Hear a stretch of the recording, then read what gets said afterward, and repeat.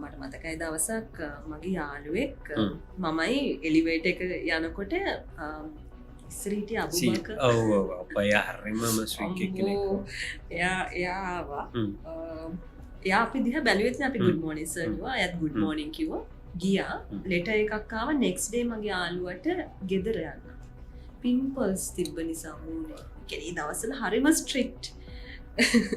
නෑ යා මං දන්න විදිහට මාර දරදඬු පාරලයක් තමයි අරගෙන ගිහිල්ලා තියෙන්නේ කොහොමද CEO විදිහට වැඩ කරේ මේ ළඟදි තමයි ආයින් උනේ මං හිතන්නේ ඕකේ හොඳ පැත්ත තමයි මම හිතන්නේ අද යාලා ඉන්නේ කේ ලෙවල් එකේ තියෙන්නෙත් මං හිතන්නේ ඒක නිසා තමයි නේ යාට ඒ ක්‍රෙඩිට් එක ඇත්තටම යනවා I think ඒ ස්ටෑන්ඩඩ්ස් ඒ විදිහට මේන්ටේන් උනේ පොඩක් දරදඬු පැත්තකින් හැබැයි එමිරේට්ස් එකේ හරි රිලැක්ස් පැත්තකින් එතන තිබුණේ happy crew happy customers කියන එක පොලිසි එක තමයි තිබුණේ ඉතින් අර අපි crew අපි හැමෝම හරි සතුටුයි වැඩ කරන්න. ඉතින් මං හිතන්නේ ඒක බලපෑවා happy customers ලා කියන එකට. හොඳ සර්විස් එකක් දෙන්න. හොඳ සර්විස් එකක් දෙන්න. ඉතින් අර ඒ ඩිෆරන්ස් එක පොඩ්ඩක් එයාලයින්ස් දෙකේ නම් තිබුණා. ඊට ඉමර්ජන්සි එකක් තිබුණා 2010 ඩිසෙම්බර්.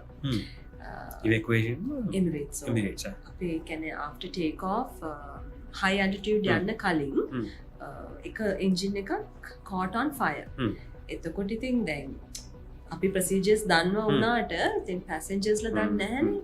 මන් දන්නේ නැහැ කොහේ දුවන්නද කියලා හැම ගොඩක් අය නැකිටලා දුවනවා. ප්ලේන් එක ඇතුලේ. ඉතින් කොහෙට යන්නද කියලා මන් දන්නේ නැහැ ඒගොල්ලෝ දුවනවා. ඉතින් මිනිස්සු කලබල වුණාම දන්නේ නැහැ කරන දේවල්. ඉතින් ඒගොල්ලන්ව කරලා ඒක පුදුම එක්ස්පීරියන්ස් එකක්. Emergency situation. ඊට පස්සේ ලෑන්ඩ් කරාද මේ අපෝ වන් එන්ජින් ලෑන්ඩ් කරා. ලෑන්ඩ් කරනකොටත් ඒ එන්ජින් එකත් අප්සෙට් ගියා.